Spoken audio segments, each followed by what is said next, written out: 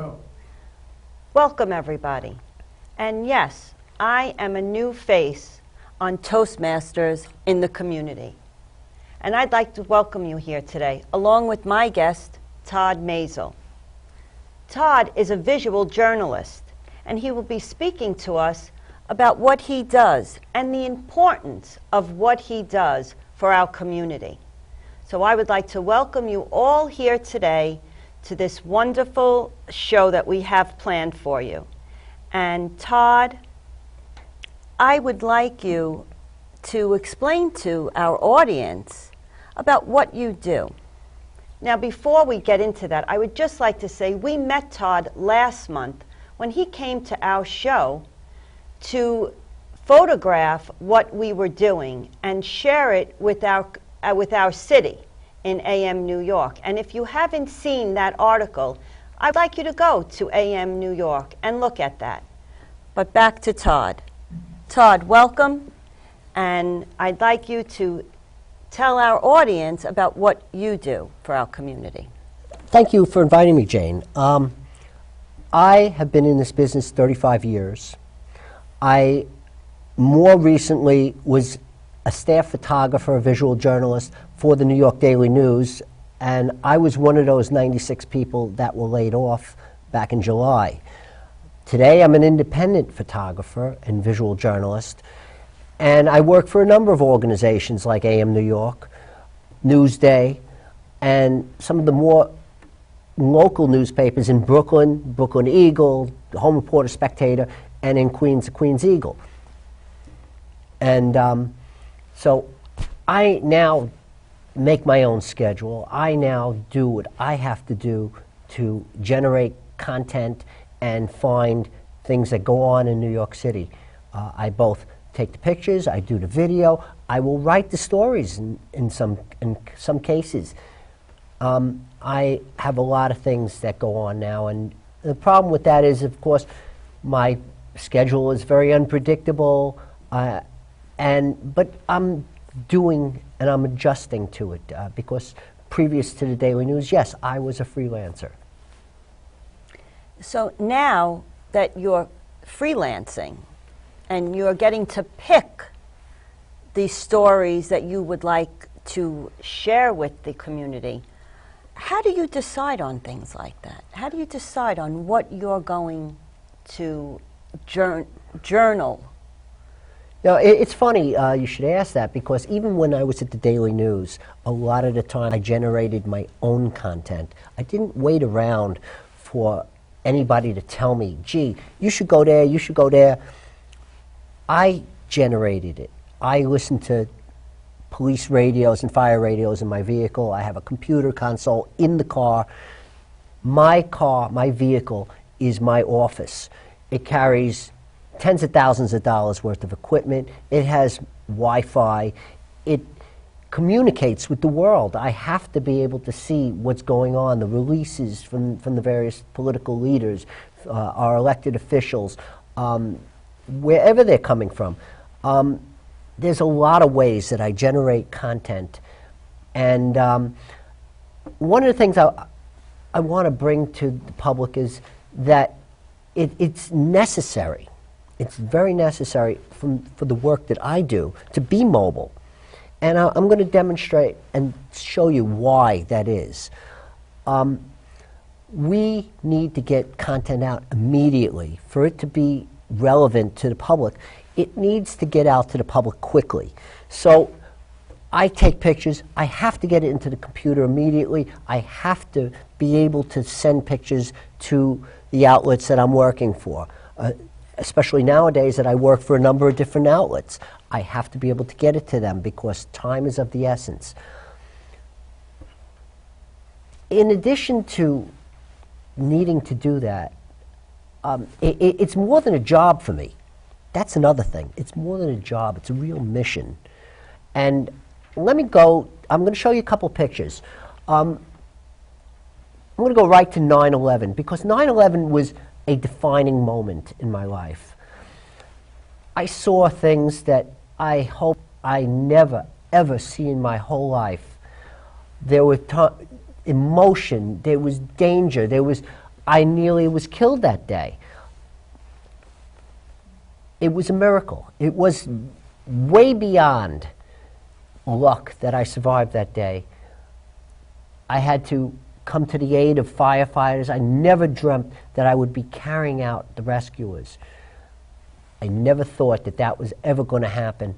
In this last picture, it was Kevin Shea, who I found in the debris. Unfortunately, two of the people that are in that picture are dead now from cancer. It affected me in ways that you can't even understand. It was more than luck. It was a miracle that I survived. And because of that, and I'm not a religious guy. I believe in God. Okay. And it had to be more than that. And so now my mission is like a holy mission to me. It has so much more importance that I was given that second chance. So I do it with a lot of vigor and a lot of emotion.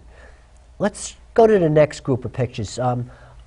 In order to get around, I have to be able to be mobile. So I have to drive to the jobs in order to be significant, to be there when it's happening. This photo, for example, is a fire up on a roof. Well, the fire is on the roof. What am I doing up there? Well, that's where the job is. Right across the street, this was First Avenue. This was the fire in which a gas main exploded. It was hooked up improperly. People were killed. Building collapsed. This was important for people to know and to understand what was happening. And what I try to do is inform the public. And informing the public is a very important thing for us to do. For people to understand how the news affects them, how they can react to that, and what they can do to mitigate their impact on their families and their community. Let's go to the next group. Next group is from Hurricane Sandy. And the Hurricane Sandy pictures, this is Breezy Point. I barely was able to make it out there. The water was up to my waist in order to get there. This was Staten Island on the North Shore in Tottenville. And people were killed there because they didn't heed the warnings. And there were many warnings that day. This was one of my early warnings. When I saw what was going on the Belt Parkway by the Verrazano Bridge, and I saw the water coming up early, and I said, this is bad. High tide is at 8 o'clock, and this is what I'm seeing at 5:30. This is going to be significant, because they were already closing the highway down. And that was me at Hurricane Sandy after Breezy Point burned down. 110 houses burned. But we learned so much from these pictures. We learned so much from the coverage of that in addition to flooding, you get fires. It is dangerous to stay in your home. We learned that, and we teach it now to other people, and other cities now understand that even if you survive the flood, there could be fires, there could be wind damage, there could be a whole lot of things that can endanger your family and yourself. And so it's a lesson for our people. Well, I appreciate this commentary, this speech that you gave today, because it's so enlightening. We don't always realize what it takes to document a story and the coverage that you do. So thank you for what you do for our community to educate us and to show us what is happening. And right now, I would like to introduce our second speaker of the day, Rachel Weiss. And Rachel is going to be speaking about the best way to stay healthy from our competent communicator speech. Number 3, get to the point. Welcome, Rachel. Thank you, Jane, and welcome as our host for today. What I want to talk to you about is the best way to stay healthy. And I have the top 10 list. That top 10 list comes from the CDC, our national health system, my mom, and of course, personal experience. Number 10 is common sense, and common sense isn't very common. But you have to think about what's going on. If you feel sick, then you're probably sick. You know your body the best. And if that's true, you need to take precautions. Maybe that's staying home and not going to work. Or if you have to go out, think about others. Take a tip from our friends in Japan, where they are wearing dust masks so that the water that would be spewing from their mouth or their noses is self-contained and not being shared among the rest of the population. Cleanliness. Cleanliness is very important. I know many of us love those dust bunnies in the corners of our rooms, but those dust bunnies are a haven for disease to be able to hang out and hold on to those things that are going to make us sick. So we want to make sure that we clean the corners of our rooms, dust the floors, undust the tops of our cabinets, undust and wash the tops of our tables. Make sure that your countertop is clean. Make sure that your dishes are properly washed with hot water and soap. Cleanliness, as my mom would say, is next to godliness. Maybe not go that far, but having a clean environment where you work, where you live, is going to help make sure that you are healthy. Next is layers. You're saying, know your environment. When you're indoors, maybe you shouldn't be wearing your winter coat. But I'm doing this for a purpose because when we hit the weather that we've had the last couple days, and last week and last month, and what's going to be coming in the weeks ahead, you have to think about wearing layers.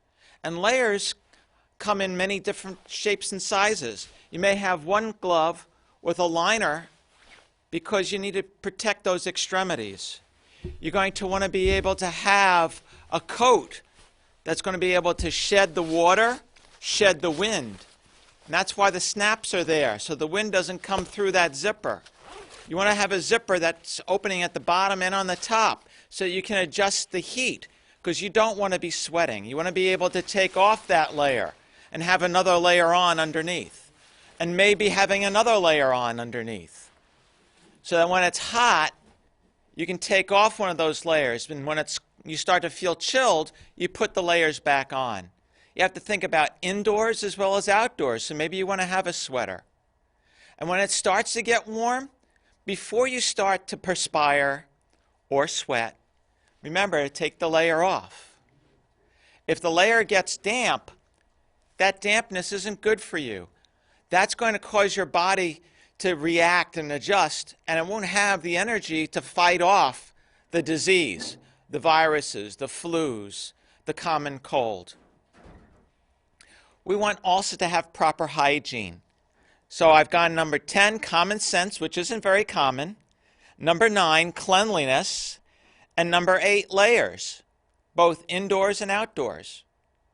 So you don't need that Arctic parka unless you're going to be outdoors for 8 hours, because that might be just way too heavy and way too warm. And you want to be able to build up to that same level of Arctic protection using layers. Let's go into number 7. Number 7 is proper hygiene. And I know, you all know hygiene, but we have to think about it. If our hands have touched something that someone that's sick has touched, and then we touch our eye or our nose or put our fingers in our mouth because maybe we're nervous and we're biting our nails, we've just ingested that disease, that common cold, the flu, or a virus. We don't want to be touching those ears, those noses, the mouth, or any other mucous membrane with our dirty hands. We don't want to put contact lenses in our eyes in a public area, or put on our makeup in a public restroom, public sink, because we don't know what other things might be lying on that surface. And putting it into our eyes means that it's immediately going into our bodies. And we don't want to share makeup, girls. the things that are on your body has immune to. But sharing with someone else, now you've just given them that cold that maybe you got over 2 weeks ago. So be careful. And speaking of which, clean those doorknobs. Many of the stores you go to have a hand sanitizer or a wipe, and you can wipe off the carriage handle. Don't forget your steering wheel if you've been sick. And don't forget your pen or your pencil or any other utility tool, screwdriver, pliers, hammer, that you may have touched while you were sick. Proper use of hand sanitizer is important also.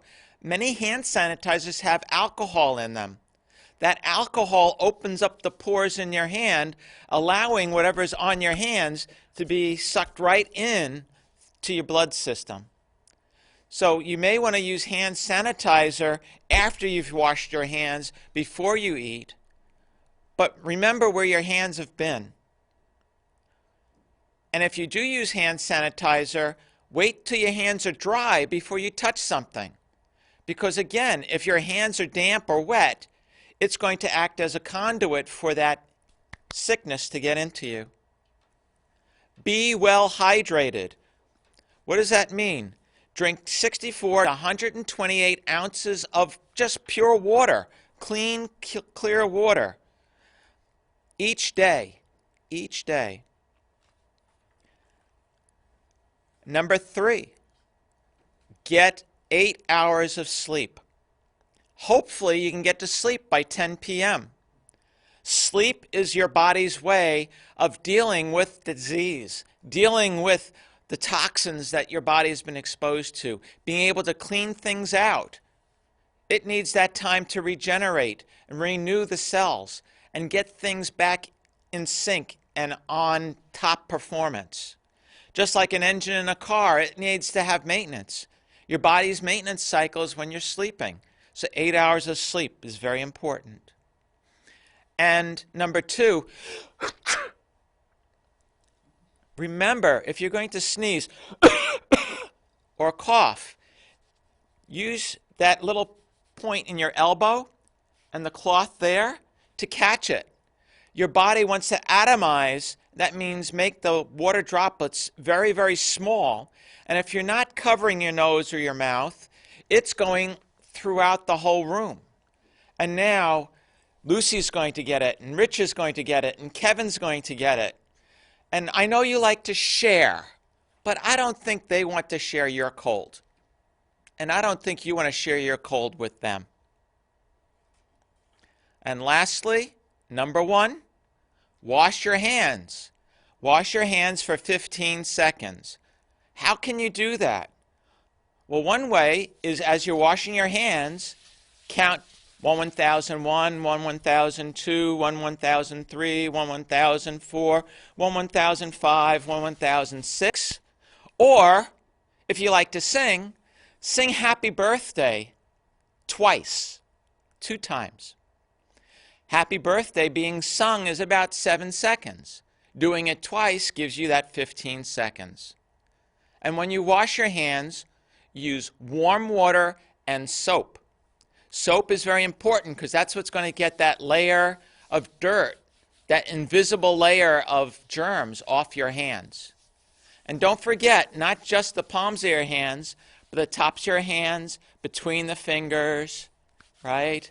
Remember, you want to be able to get all that and maybe go a little bit higher if you've been involved with something that may have encroached beyond your wrist. Best way to stay healthy?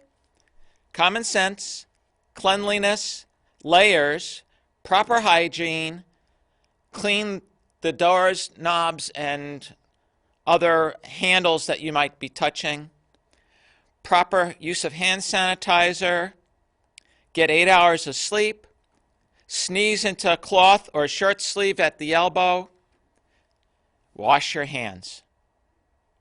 Thank you. Thank you very much, Rachel. Something you said at the very beginning of that speech reminded me of something I experienced this week. My father was ill. My mother called me and said he was too sick to go to the doctor. And my new saying is, if you're too sick to go to the doctor, you really need a doctor. So I have a new way of thinking about being ill and taking care of ourselves. I happen to be our next speaker, and I am speaking from the entertaining speech. I am speaking about the law of attraction. And you may not normally think that the law of attraction could be entertaining, but I have found certain things about this law that can be very entertaining to our mind and our well-being and to other people.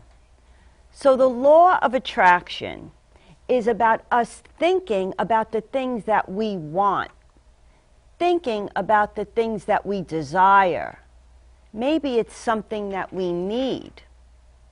So now what would we use to accomplish using the law of attraction in our lives? And the first thing we would use is our imagination. And using our imagination for the things that we want. You can think about $1 million and picture $1 million and think about $1 million. One of the things you can picture is a new car. You can imagine a new car, the color that you want. You can go one step further. You can go to the car dealership and sit in that car.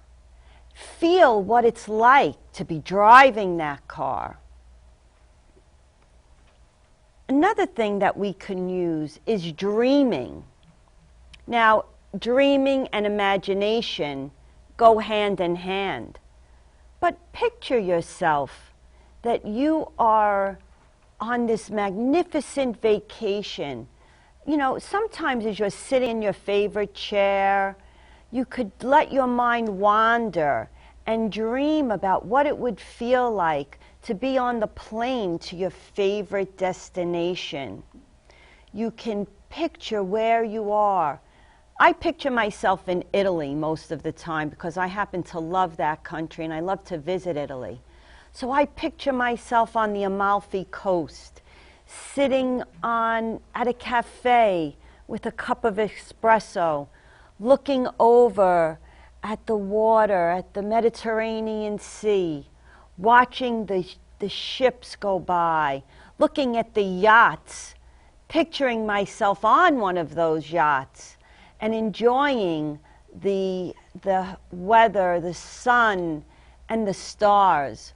One of the most beautiful skies I've ever seen was on a boat in the Mediterranean when we were in the north of Sicily. I never saw as many stars as I did that evening. And so I dream about that, imagining what it would be like to be there again.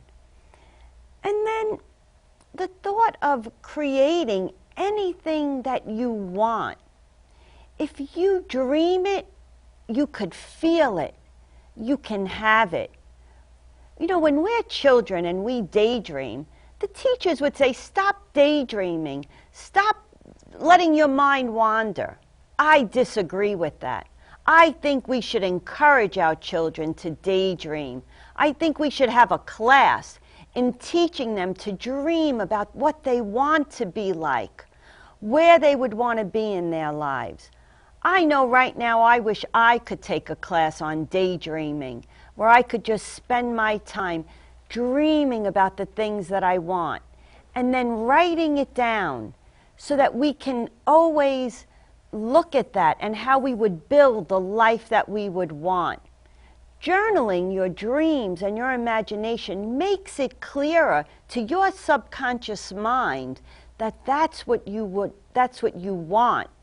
So the law of attraction is putting it out there into the universe so that that comes back to you, letting the world know, letting the universe know of your dreams.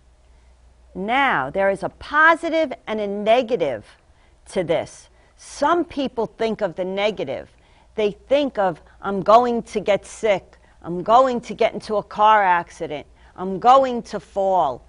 You need to dissociate from those negative thoughts, because the way you can put the positive thoughts into the law of attraction, you can put the negative thoughts into the law of attraction. So it's very important that when you are utilizing the law of attraction, you utilize it positively. And you use it so that it's the things that you desire, that you want most out of life. You can only, there is a song, I can only imagine, what it's like to see Jesus. And I've imagined that time in my life when it may come to an end. My imagination is at its most, the top, that it thinking about what life may be like in the next realm, in the next universe. I dream about these things. But most people here on earth, we're dreaming about the things like money, or a better job, or better things for their children, or to have children, or not to have children. These are the choices that we make and we think about. So I dream about the places I want to go, the jobs that I would like to have. And I encourage you all to dream. Use your imagination in the law of attraction. And if you would like to know more about this, there's a movie, The Secret. It's a great movie about utilizing the law of attraction in our lives. And I want to thank you today for joining us, for listening to me.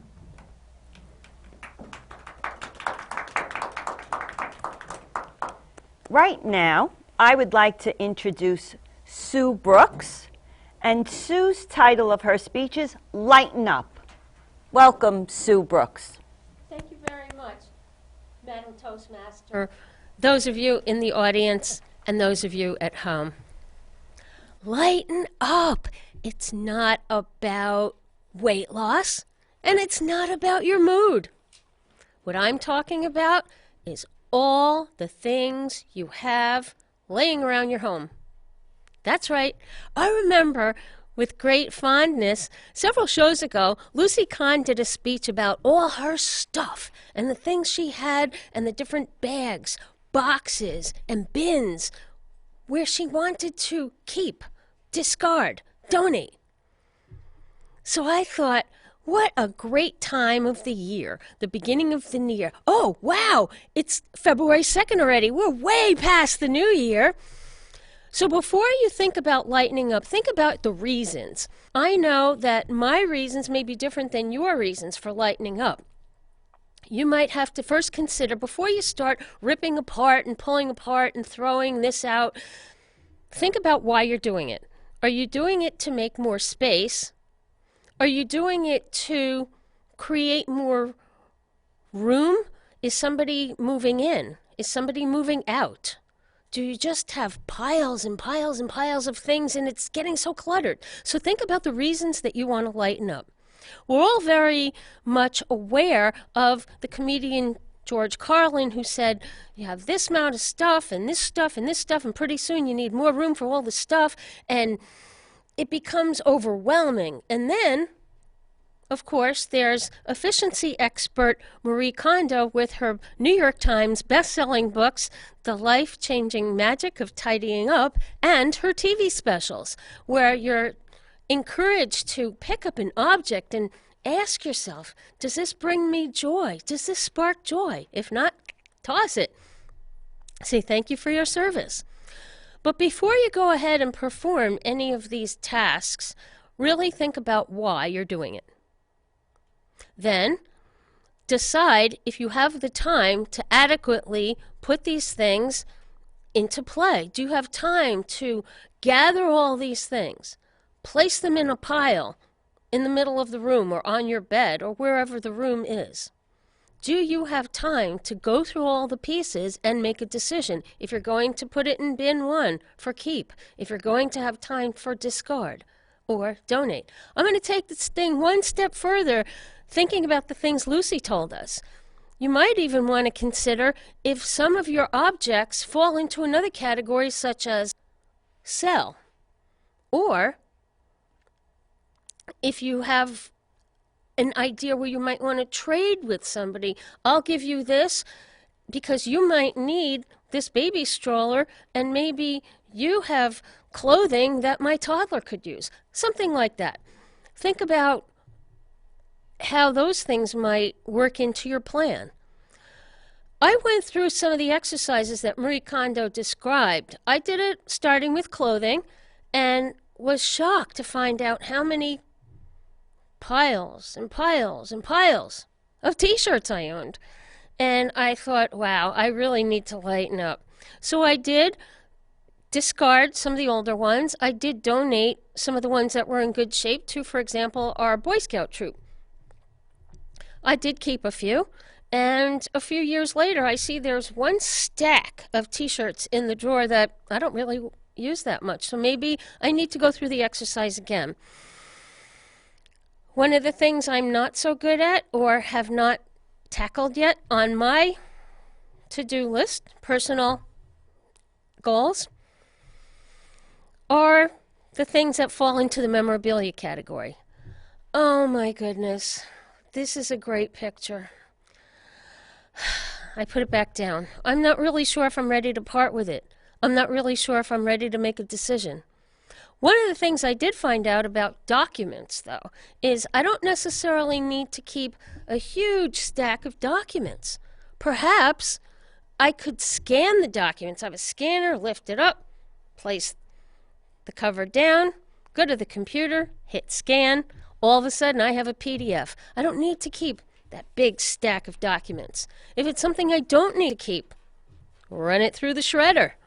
Gone. There's so many things that you can do, but you have to have the time to make the decision. But there really is no reason to keep all those things laying around. You don't want somebody else to have to go through all your things and put that burden on them. So in conclusion, ladies and gentlemen, let's just think about lightening up now while it's February 2nd before that long list of things moves on to the next list of things to do that's labeled spring cleaning. Madam Toastmaster. Thank you very much, Sue. That's very helpful to most of us. Lightening up, I think about that pile of papers that I'm now waiting to shred in my house. You've given me a lot of motivation to go home and start to lighten up the things that I have. Todd, is there anything that you could lighten up in your house? Oh, God knows. I go in the garage and it's like, oh, what is this doing here? What is that? It's crazy. Yes, that's how I feel. Well, now I'd like to welcome Lucy Kahn. And Lucy, you're speaking about something I'm just very excited to hear about, the paradigm shift. Thank you. So welcome, Lucy Kahn. Good morning, fellow Toastmasters, guests, and viewing audience. How many of you know about the paradigm shift? According to the dictionary, the paradigm shift is the fundamental change in approach of the underlying assumption. So what we think about today may not be what we think tomorrow. There are some stuff that we learned yesterday, but it's no longer needed today. We have people who wanted to fix their home, or they wanted to do something, and we have lots of workers doing the road. Now they're replaced with the tractors and other stuff and tools that they never learned before. So what's happening is that the introduction of the paradigm shift, we have those personal computer, we got the internet, it's impacted all our business environment, and it's part of the paradigm shift. And I want to send you about my vacation many years ago. How many went to vacation and you got a big key that you open the door to your room? But now when I went to vacation, when I went to a vacation in Paris, they gave me a plastic card to open the door. And we went there, we opened the door, and we cannot open it. And then we have to tell them, oh, you have to push up and down the card to open the door. So we went inside, and my girlfriend said, oh, let's watch TV. We put the TV on, nothing happens. We went to the bathroom, we put the lights on, nothing happened. So what's going on? So she said, maybe they think that they know that we're Americans, we don't pay our bills. I said, what? So we called downstairs, and the guy said, lady, there is a master switch. You have to put the key on, and then it energizes and will open the whole thing. So I put them inside the master switch, and everything went. The radio was on, the TV was on. And we said, what's going on? So we paid our bills.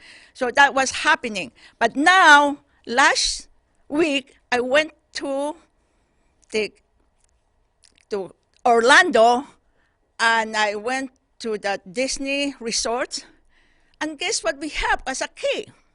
They told us, like, oh, you're going to have a key band. I said, what is a key band? And this is the key band that you have. And I said, okay, and it has also your name underneath, and this is how you open the door. You tap it, and you open the door. So then I said, okay, so he said, you don't need your wallet, you don't need anything. When you go everywhere, you just tap it, and they'll charge you. So we go to a restaurant, we tap it, charge it to my credit card. And I said, wow, this is really good to have it. But then they said, like, this is only for you alone. So I said, okay, that would be nice. So I went to Disney World, and we tapped it, and the lady said, okay. I said, where is my ticket? So this is your ticket. You tap it, and then you put your fingers on, and when it becomes green, you're good to go. And I said, this is what the paradigm shift right now. We change, and we have to be able to change ourselves. And also, when we go for the newspaper is changing right now. We have the newspaper coming into our house, and we used to like get them the thick piece of Sunday newspaper, and now it's getting smaller and smaller and smaller, and now they wanted you to go on the internet. And even in the restaurant, when you go to the restaurant, you call them up, and you want to reserve your food, and they will say, okay, you got like what time you're going to come? I said 7 o'clock, and then they say, oh, where is your cell phone? They want your cell phone, and then it's right down. You already got, okay, you have a reservation 7 o'clock, and then you got and then it's delayed. Are you going to do it or not? And it's in your cell phone. And I said, well, what should I do? And then I have to call them. I said, why do you told me that I already told you my reservation, and why did you text me that I have another 60 minutes? So she said, well, that's how you just call us, and we told. I said, but I have to pay if I accept. So they said, oh, don't worry about it, just ignore it. I said, yeah, but you already text me, but now if I answer you, I have to pay for the text message. So then we went there, we were in the restaurant, and then she said, oh, you're here. I said, yeah. She said, oh, just sit down, just sit by the side here, and we'll call you. So waiting for the call. And all of a sudden, I got the text, your table is ready, come to the reservation desk. And I said, I'm already here. Why don't you just call me? Oh, everything is all electronic. So it's really hard to see that right now we have to be able to understand what the changes are, because if not, we'll be far behind. Because what happened, we are shifting from the mechanics, manufacturing, industrial society to an organic service-based information center society, and the increase in technology will continue to impact globally on our life. Thank you. Thank you very much, Lucy. One thing about the paradigm shift and the electronics and the technology that Lucy is speaking about when she speaks about Disney. Many years ago, Disney had in their the Epcot Ball, a show, and one of the things was a type of FaceTiming or Skyping. And now that's common. But I remember looking at that 20 years ago thinking, wow, can't wait for that to happen. And now it happens regularly from your phone to almost anywhere in the world. So it's amazing the paradigm shifts that have taken place and that we just have to become accustomed to. Now I would like to start our evaluations. And I am evaluating the first speech, which is Todd's speech. Todd's speech was very enlightening, teaching us about visual photography. Now, as we were speaking before the show started, I had said, Todd, exactly what is your title? And I thought of a photojournalist. But again, the paradigm shift has occurred even in Todd's profession, and he's a visual photographer. So that is bringing us to a new realm and educating us about the journalism as it is today, not how it was yesterday. So it was very educational for us to learn about what a visual journalist does. Very helpful to us to understand his profession, because it really helps all of us on a daily basis when we can understand what a journalist does, whether it's through words or through pictures or through video. Again, the paradigm shift has occurred. And I felt that his speech and his talk was very enlightening, and it helped us to understand, and it opened up, keeping our mind open to the changes in his field that affects our community and how we have an intake of information. So I enjoyed Todd's speech, as I know that our audience will enjoy. I hope you all enjoyed his speech. And thank you very much, Todd, for sharing that with us. Thank you. And now I have Joan Maurizio, who is evaluating Rachel's speech. Welcome, Joan. Thank you, host and guest. This was great. Get to the point, because that's exactly what Rachel did. I gave her 5s and everything, which means she did as best a job as anybody could possibly do. And in the essence of saving time, I'm going to be very short with this. There's nothing for what she could have done to make it more effective, but what I said I liked about this presentation was everything. It made a lot of common sense. This was a lot of information in a very small amount of time allotted, and she explained it very precisely, and I said, as always, a great speech. Thank you, Rachel.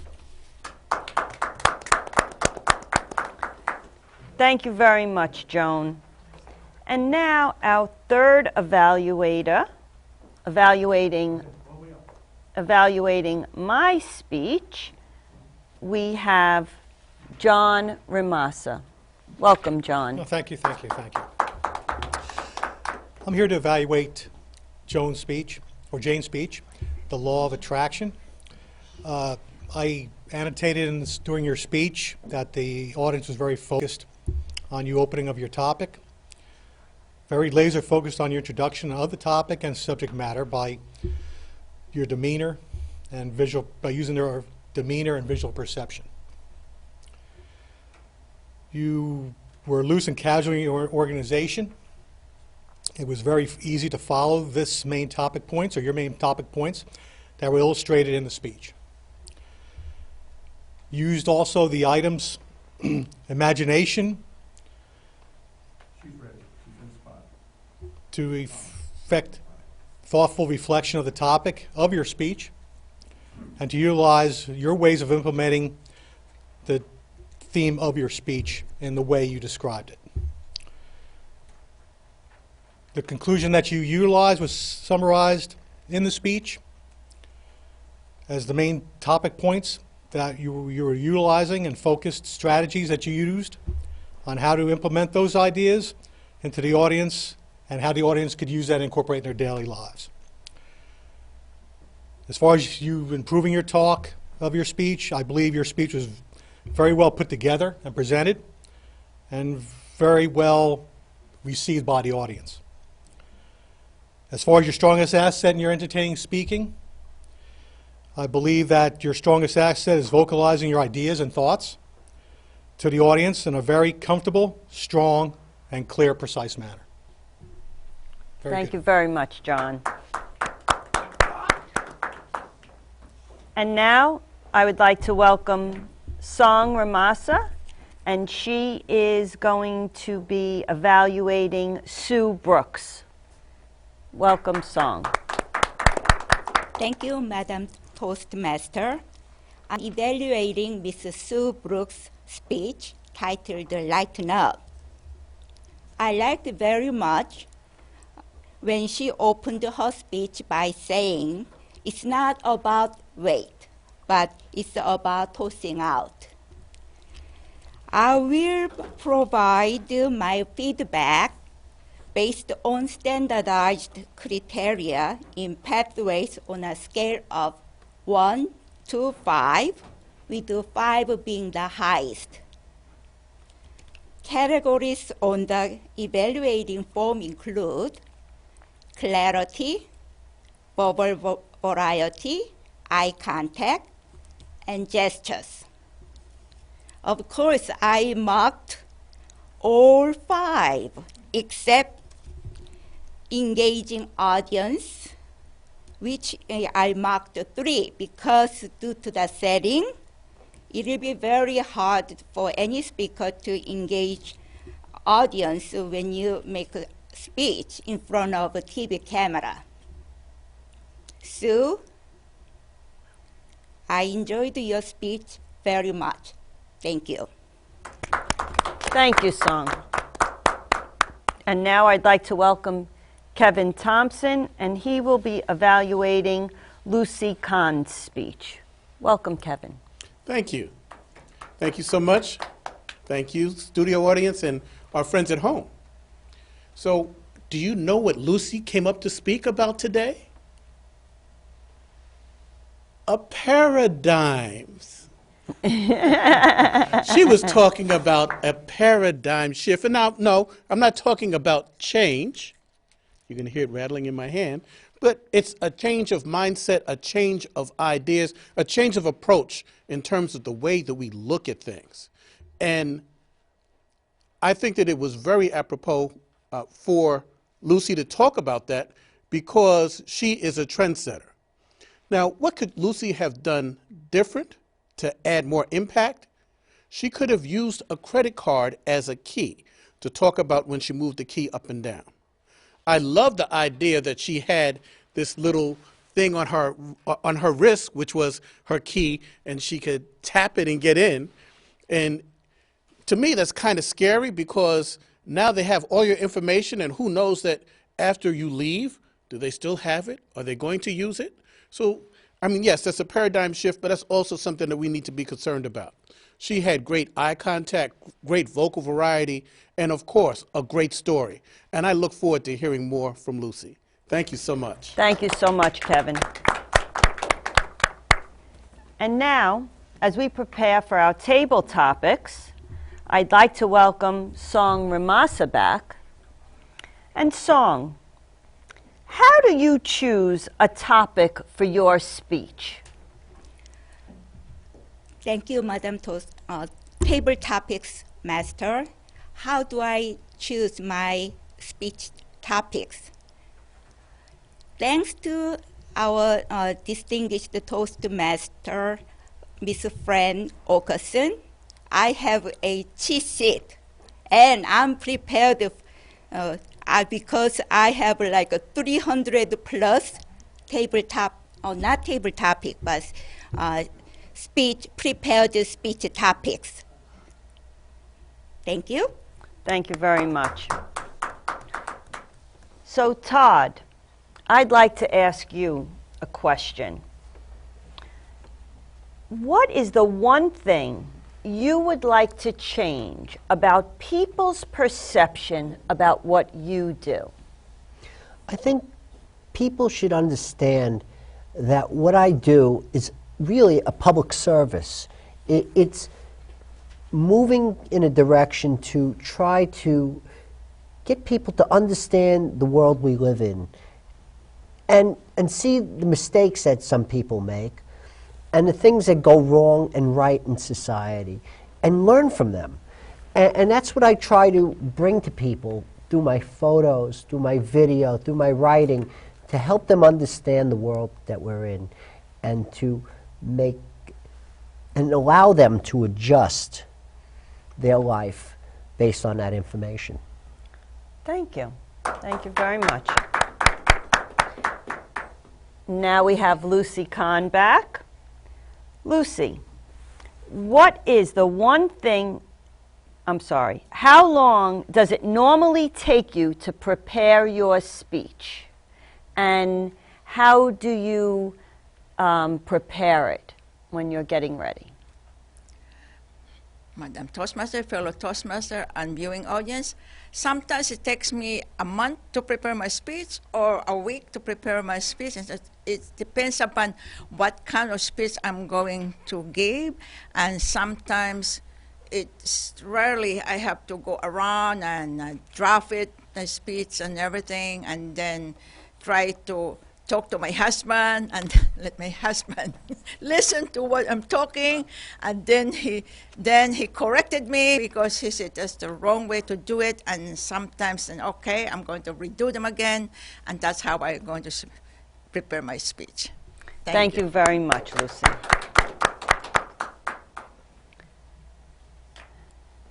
Kevin, welcome back. Kevin Thompson. Kevin, what have you learned from being a Toastmaster? Madam Table Topics Master, fellow Toastmasters, and of course our audience at home. I could speak for really an entire day of what I have learned from being a Toastmaster. Because, you know, you hear that Toastmasters is about communication and leadership skills, but it's really about so much more. And I think that the most important aspect of Toastmasters, and something that you may not normally hear about, but it's the foundation of Toastmasters. To me, Toastmasters is about relationships. So it's not only the relationships that you make within your club or the relationships that I'm making with you right now on the TV, but relationships that we have with each other at meetings, the opportunity to help each other, to learn from each other, the opportunity to grow with each other, the opportunity to meet new people and share their ideas. One of the things that I did in one of my high-performance leaderships in terms of becoming a distinguished Toastmaster was that I worked with a group of people that were part of this church. They were a group of Indians from India. And I attended their church. After church service, they had lunch. And then after lunch, we had our Toastmasters meeting. I learned so much from them in that I never knew that there was such a high concentration of Christian Indians, because I thought that Indians were primarily either Buddhist or some other type of faith. And they told me that the Apostle Thomas was thought to have actually died in that section of India, which is Kerala. It was amazing. And it took me an hour and a half to get there every Sunday, but I met with them for 6 months. And it was an opportunity to learn and grow and add it to my life. And now I'm adding to yours by sharing it. Thank you so much. Thank you so much.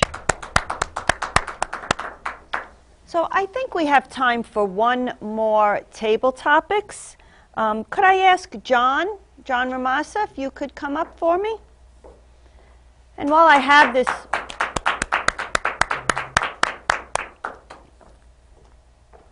John. How you doing? Very good. John, who is the person you would consult with in Toastmasters if you needed guidance, and why? I would, it's hard to say. I would probably more than likely consult with any of you Toastmasters that are currently in the program, that have been in for doing it quite a number of years, that have familiarization and background and knowledge and expertise. And I would pick your brain, so to speak, on any particular topic that I have a problem with. I wouldn't go to, I think, any particular one. I think you're all good. Oh, thank you very much. Okay. Anything else? No, I think, but, you know, as I sit here today, and this is very new for me to be a host, I want to, you know, tell Fran that we hope that she feels better and that she recovers very quickly and that she is greatly missed and that we all have, especially I, have a new understanding of what she does. And I'm greatly appreciative of the opportunity that she has given me today to be sitting in her chair and to be able to share my love for Toastmasters that I have for the institution and for her guidance. We've been very blessed to have Fran here as our leader and our host for all of these years. And so, Fran, we hope that you get well soon and that you do come back. We're really grateful for Todd being with us today. So, Todd, what did you think about our show today and being here, instead of being behind the camera, being in front of the camera? Well, it's not my first time being on TV. I've been on a number of shows and over the years, especially after 9/11. I was interviewed a number of times. But it's an opportunity for me to give a little bit better explanation of what I do. And it's interesting to listen to some of the speakers and their ideas and the things that they brought to the table. And it certainly is a public service what is going on here, what you're doing, to bring these different ideas from different communities and to enlighten the public as to the things that are going on and things that can lead to improving their lives. Yes. Well, we really appreciate you being here and educating us about visual photography and visual journalism. Thank you very much, and we look forward to seeing you next week. Thank you so much for joining us today.